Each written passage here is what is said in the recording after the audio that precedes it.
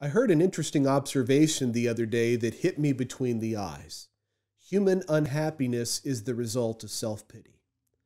There have been times in my life when I've been held captive by feeling sorry for myself, and as I reflect back on those moments, they were decidedly unhappy and unpleasant times.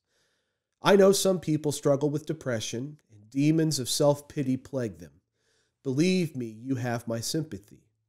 But there is no question in my mind that this pattern of thinking is toxic, not only mentally and emotionally, but also spiritually. We struggle with self-pity for a number of reasons. Sometimes self-pity stems from envy or jealousy. Someone else has something that we want, and for whatever reason, we're convinced we can't have it.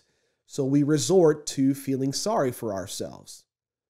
Sometimes self-pity stems from life taking a very disappointing turn. We think life was supposed to go one way, it goes another, and our disappointment with how it turned out makes us feel sorry for ourselves. Sometimes self-pity stems from a warped view of reality. We think our life is bad when, in reality, other people have it far, far worse than we do.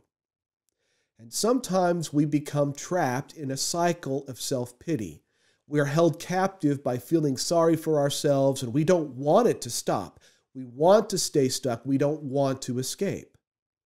But there are ways of escape.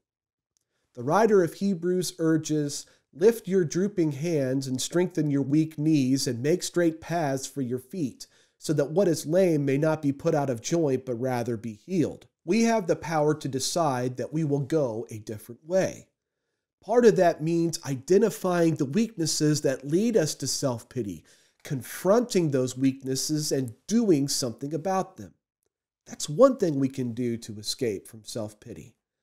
Another thing we can do is choose to be thankful, even for things that do not turn out the way we expect. Ephesians 5:20 teaches us to give thanks always and for everything to God the Father in the name of our Lord Jesus Christ. We can choose gratitude rather than grievance. And this can help us escape from the trap of self-pity.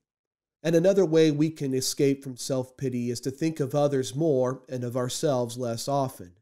In Philippians chapter 2, verse 4, Paul counsels, "Let each of you look out not only for his own interests, but also for the interests of others." When we wallow in self-pity, we are focusing only on our own interests. While we do need to attend to our own needs, we also should make increasingly more room for the concerns of others.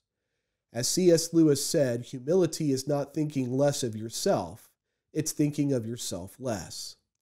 So if you find yourself trapped in a cycle of self-pity, take heart, you're not alone, and there are ways to escape. And I assure you, if you find your way out, you will discover the joy that has seemed so elusive. Thanks for watching. Please help me preach the gospel by subscribing to the channel, giving the video a thumbs up, and leaving a comment. Your subscription, thumbs up, and comment help other people to hear the good news of Jesus Christ.